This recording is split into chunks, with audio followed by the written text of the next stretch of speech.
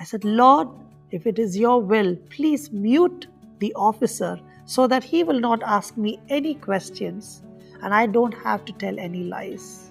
Dear friends, welcome to my 10th episode of my world travel stories, and today we're going to focus on the nation of Libya. In the year 2009, I had planned my North Africa concert tour starting from Egypt, then on to Libya, Tunisia, Morocco and Western Sahara.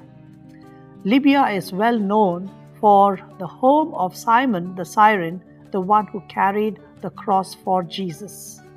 It is probably also the birthplace of Saint Mark, the one who wrote the Gospel according to Mark.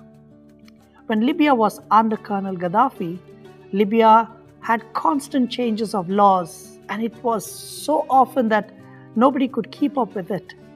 And getting a visa for Libya was very challenging. Generally, I would spend a year to plan my entire travel schedule, and I would spend days and days researching on visas because having an Indian passport required visas to majority part of the world, and getting a Libyan visa was very, very challenging.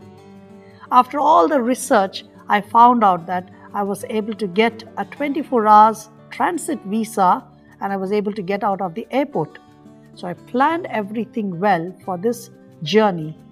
On 21st of May 2009, I took Egypt Air MS 831 and landed in Tripoli at 10 p.m. in the night. When I went to get my passport stamped, they said all the transit visas for Indians has been cancelled.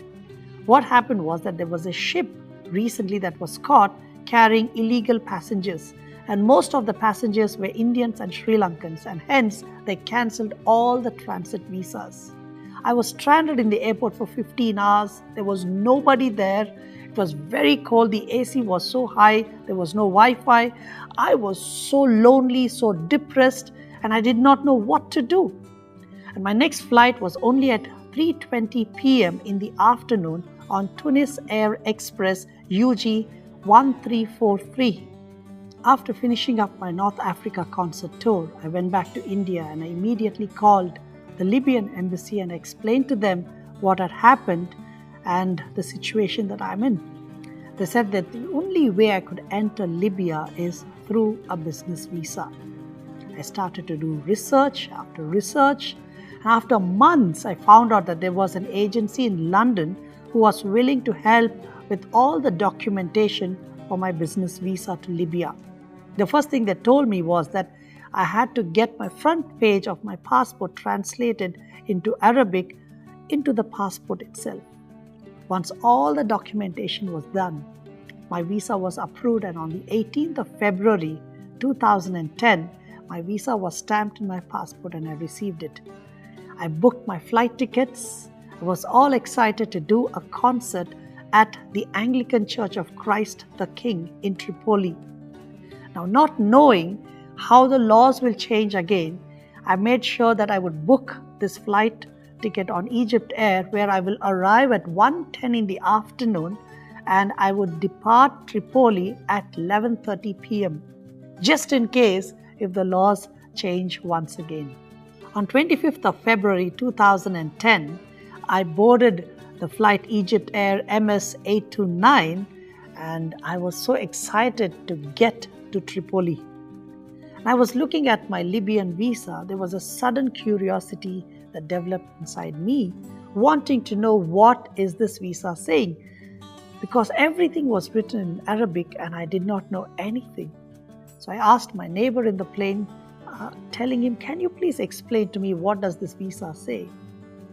And he gave me all the information, and under profession it said engineer. And I'm not an engineer. I don't want to tell lies. Now, being an Indian, I was constantly questioned at immigration. That was a common thing. And for sure, he will ask me, are you an engineer? And I don't want to tell lies that I am an engineer. So I prayed to Jesus. You will not believe it. I prayed. I said, Lord, if it is your will, please mute the officer so that he will not ask me any questions and I don't have to tell any lies. And God did the miracle. When I arrived in Tripoli, went to the immigration officer, he took my passport, not a single word. First time, he stamped my passport, went through customs, not a single word, and I was able to go out of the airport. Pastor and the team had come to receive me. I was so excited to go to the Anglican Church of Christ the King.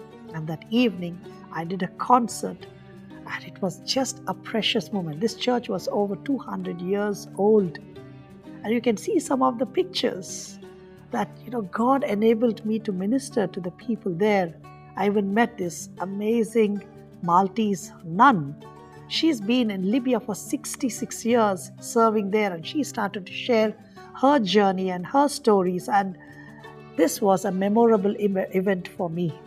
Dear friends, we live in a corrupted world. Our systems are corrupt, and it is so easy for us to compromise with the situation and the patterns of this world. You can say that it is impossible to live the right way, and it is very, very challenging.